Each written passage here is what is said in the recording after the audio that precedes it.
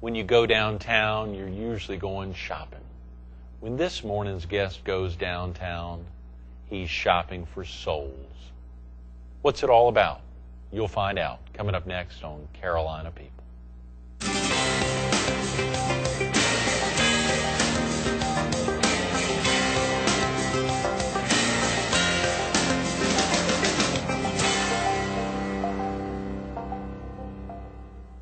Good morning.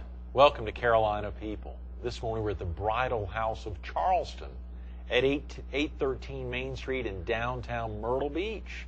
We're focused on church and the community. And we're visiting with the pastor of First Presbyterian Church of Durham, North Carolina, Joe Harvard. Good morning. Joseph Sherwood Harvard III. There you wow. go. Thank you so much for coming in. You got all that out. It's a I mouthful. I did. And of course, having Carlisle, your wife of many, many years, and the 20-plus year former director of the International House at Duke University Medical Center, was with us yesterday.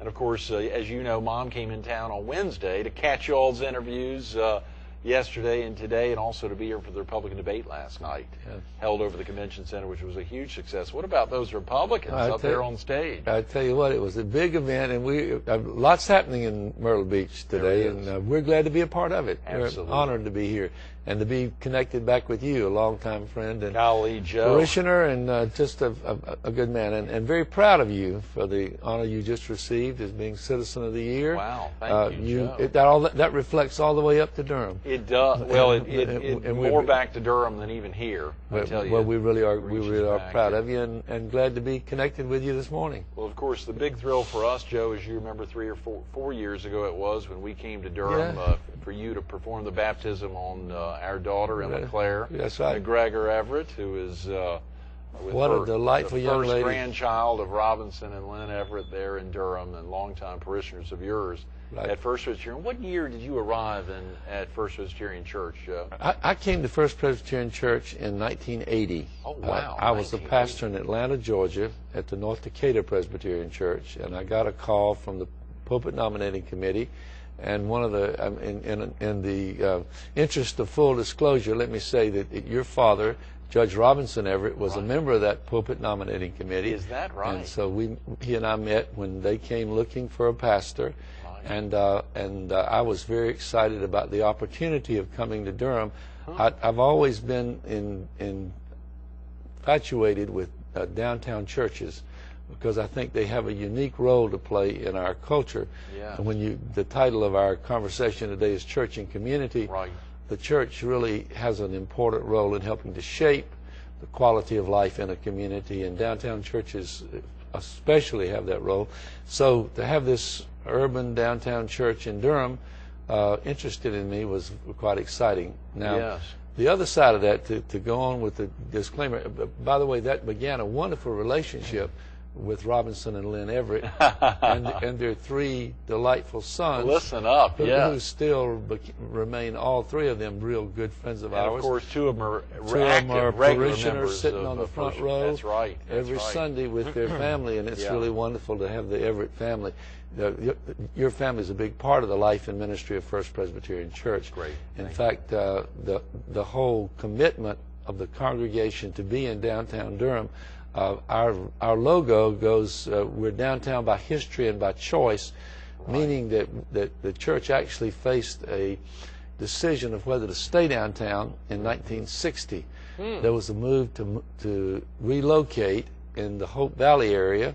Really? And the congregation actually voted on December the 31st, 1959, the day before 1960, to leave.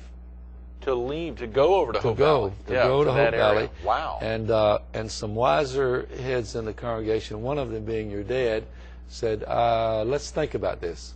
So they hired a consulting firm, and they took a year to reconsider or to think about the decision. And then a year later, they took another vote, and at this time they reassessed the whole thing and decided to stay downtown. Now what was happening in downtown, as it happened in a lot of downtowns, was that people were moving out to the suburbs. The shopping malls were, and so the downtown area, which had been a hubbub of business. Oh, yeah. And in fact, your family owned a home about 2 blocks from the church. That's right. Your dad and his parents would walk to church. Right. and I mean, you know, and at least he and his mother would. Now, I think his father would stop before they got there at the Episcopal Church. Yeah. But the Episcopal service was shorter, and so he would always come and join them for the end of the Presbyterian service. Up, Joe. There you wow. go. Yeah. Yeah, Mr. R.O. Everett, he had 2 churches on Sunday morning. He was an amazing man. That's a dedicated Christian. Yeah. And your family has always been committed to downtown Durham. Oh, yeah. Your dad was chair of the Urban Renewal Commission when we went through that whole urban renewal thing in the 60s. So in the 60s, the congregation that I'm pastor of now decided to stay downtown. That's why we say downtown by history. I love it, Joe. And a lot of folks, and I don't want to say I'm sorry to say because it is my church now here, but it is moving out of its downtown location within the next year. First Presbyterian Church of Myrtle Beach, which are 4 blocks north of this store. Right. And it's moving to a magnificent new facility on Bob Grissom Parkway, about 25 blocks from its current location, but thoroughly out of downtown. Well, I understand those kind of decisions, and sometimes you do that because you're landlocked. And they have terrible parking here. Yeah. Yes. And First Presbyterian Church has no way to expand in downtown Durham, as you well know. But we made a decision a couple of years ago to stay, to continue to develop the property down there, and we've just gone through a renovation, about a $3.5 million renovation, and now we have what is considered by many the best sacred space in the whole triangle for music. It's a beautiful, as you know, the renovation. Oh, yeah. And in fact, on April the 13th, the Wynwood Quintet from the New York Philharmonic Orchestra, which is considered the best Wynwood quintet in the world, is going to perform in our sanctuary as a tribute to a congregation that is providing beautiful music in the heart of a city. And so they're coming down for a special concert that's been arranged by the former head oboist for the New York Symphony, Joe Robinson, who's retired and now a member of our church. Is that so right? We do a couple of things, Greg, as you know very well. We try to we preach the word. We try to be faithful to the gospel in season and out of season, and that's our main mission. But we also reach out to the community. We have feeding programs, housing programs, Habitat for Humanity. Right. We're very much engaged in reaching out to those in need in our community. And at the same time, we try to lift up the beauty of life, which is the arts, music. Most of the major music groups in the Triangle area want to perform at First Presbyterian Church now. We get 2 or 3 calls a week. Oh, come on, because Joe. the acoustics there are the best of any place in town. And so the Duke University Chorale, for example, they've never performed anywhere in Durham except at the chapel, called and said, "We're thinking about going off-site. Could we come to First Presbyterian?" Is that right, Joe? So they came and did a concert there. Wow. So it's really been quite a nice development for us, and I hadn't been into buildings and buildings, but one day I'm walking around this old structure and the plaster's falling off the ceiling and the windows need repair, and I said, "Man, what kind of steward would you have been of this place after 25 years if you haven't left the building in good shape?" Right. But then we saw that we needed to have a better accessibility. Yes, we needed multiple people. For people with handicaps. Sure. So now there may be 3 or 4 wheelchairs in the sanctuary on Sunday morning. We were up recently. There were quite a few spread out. Absolutely. So it's been an exciting sort of development. And as you know, and you're a product of that congregation, and we're very Mom and Dad and Rob and Luke and their wives and now grandchildren and their children, all active members of First Pres. We were up, Emma Claire and I, if you remember, up recently for Catherine Kate's baptism there, which was very special. We'd been up for Henry Lewis's baptism. Henry Lewis wasn't yet on the scene, of course, when Emma Claire was baptized at an adjacent church. Yes. If you remember, because First Pres was doing its renovation there. We were across the street. The Methodists took us in for 16 months. We went over and worshiped more in the than a Methodist year, church. Joe? Wow. It was a real test, but our congregation stayed together. Right. Went over there, did that, and now we're back in our old place. I have not had a chance to mention that your father was a Presbyterian pastor Right. yet, but is this something you thought about at an early age? Well, that's an interesting question. My dad, Sherwood Harvard, Joseph Sherwood Harvard, was the founding pastor of the Forest Lake Presbyterian Church in Columbia, South Carolina. That's how I got to Columbia and Right. went to Dreher High School. But my dad had been in business. He had been a businessman, been a very successful businessman, but he had always taught Sunday school and always been interested, been very committed to the church. Right. He was a very dedicated Christian businessman, and yet his mother had always prayed that he would be a minister. And this sort of stayed with him. He couldn't, it was like the call of God. She was not quietly praying. No, she let him know right. what she was praying. Now, she'd been dead for a number of years, so at age 40, he sold his business and went to seminary.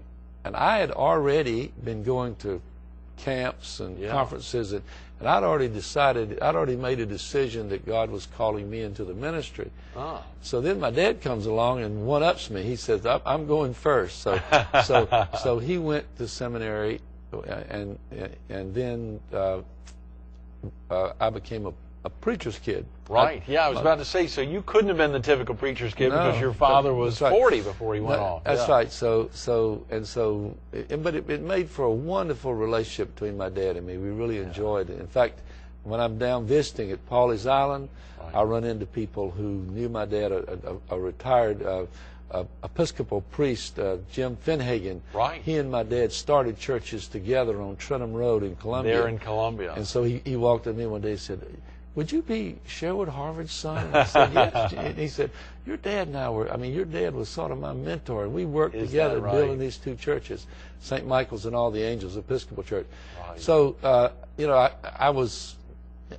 I've watched my dad. Right. I learned a great deal from him, and I knew that this is what I wanted to be, and so I went to. I felt like this is what God was calling me to. You felt that, as you said, even prior to your father following through on his mother's prayers and wishes and dreams. Right. And then when I became a minister, I had some opportunities to do some graduate study, and the question was, would I go and become a professor at the seminary and teach? Right. And I just knew that the place for me was the parish. I loved working with people. I loved preaching. I loved the things that you do as a pastor. And so I felt, Greg, to be really honest with you, I feel guilty getting paid for doing something that I love to do so much. And your wife said that yesterday in her job. That's right. As the director of the International House there at Duke for 20-some years, she always felt guilty getting paid for doing something she loved. Well, one thing that her being your guest yesterday and me being here today has helped me to think about, there's a bumper sticker that you may have seen that says, "Think globally but act locally." Locally, yeah. Well, with her work with internationals and my work in the local community in Durham, we've been able to pull those two together. We've been able to work globally and locally, and that's been a wonderful combination for both of us. We both felt like we were called to do what we were doing. Using a call in my way of thinking theologically is using the gifts God's given you to serve God's people. Absolutely.